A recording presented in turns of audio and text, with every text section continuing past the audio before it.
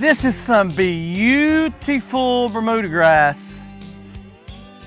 And that is a tall barn. Hey, I'm Blake, and this is your Tailgate Talk. Okay, so I know most people don't appreciate the sight of pretty grass, but it's just kind of my thing.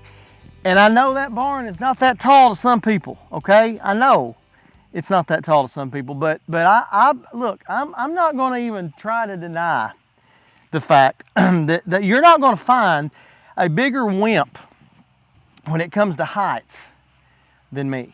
Okay, there's not a bigger wimp. I don't think on the face of this planet, and I've not gone to every corner of the world. I've been to a couple of them, but I've not met a bigger wimp about heights. Glass elevators in hotels. Listen, there's a tower in Hot Springs, an observation tower, and I've got a couple of guys that will serve as a witness to this. It's got a glass elevator in it that as you ride it all the way up, and it's like, I don't know how tall it is, 50,000 feet or something like that. It's not really that tall, but it feels like it. And I hunched down on the floor. I rode that elevator flat on the floor because there's no shame in my game here. I'm terrified of heights. And that barn right there had a hole in the roof a few weeks back. And I don't know how it got there, and I'm not thrilled about the fact that it was there. It almost looked like a bullet hole, like somebody had shot way far off, and that bullet finally came down and went through I don't know, but it was a hole, a big old gaping hole, and it had to be fixed on the roof of the barn.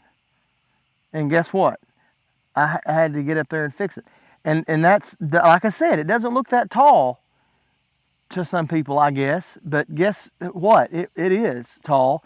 And I had to climb a big old tall ladder, and I had to get up there because duty called, and it was way up there, and the view was incredible. I mean, once I got up there, I had some hay baled at the time, and so it was beautiful out across the field. It was pretty, but it did not change the fact that I was on the top of a hay barn and it was off the ground, and I wasn't digging it. I don't do the heights. We all have some fear, right? Everybody's got something they're afraid of. Even the biggest, toughest guy in the world, or the toughest, meanest lady in the world, has something they're afraid of. They might not want to admit it, but there's something. We've all got fears. And I think that's why the Word of God, about 365 times, God says, fear not. There's one for just about every day of the year, right? Just about daily, God would remind us, fear not. And a lot of times with that reminder, fear not, comes a promise. A whole lot of times. And that promise with fear not is, I'm with you. Oh, I love that. How can we fear not? Well, He is with us. How can we fear not when we're walking into a terrifying ordeal that we have to endure in our life? How can we fear not when we're having to go through a season of our life that we don't understand, that we never expected, and that we have no idea how we're going to get out of? We can fear not because we know that we're not in that season alone. He is with us. Man, that's good stuff. That we serve a God that doesn't just leave us alone to figure all this stuff out on our own, but He says, fear not, I'm with you. Can I just encourage you today? Don't fall prey to fear. Lean into the promise that He is with you.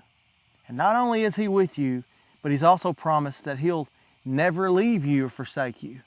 So He's with you, and He's always going to be with you if you have a personal relationship with Jesus. If you don't have a personal relationship with Jesus, put your faith and trust in Him today. Would you admit to Him that you know you're a sinner? Would you cry out to Him and ask Him to forgive that sin? Would you admit to Him that you know that Jesus died for you, that He was buried for you, that He was resurrected for you, and ask Him to forgive your sin and welcome Him into your family? If you'd like more information about being a follower of Jesus or growing in that relationship with Jesus, get in touch with us through this Lifeword page so we can help you get on track as a follower of Jesus. Listen, I love you. Thank you so much for joining me today on a Tailgate Talk. I want to save you a seat right here on the tailgate. Until next time, you never know where we're going to pull up and drop the tailgate and have a chat.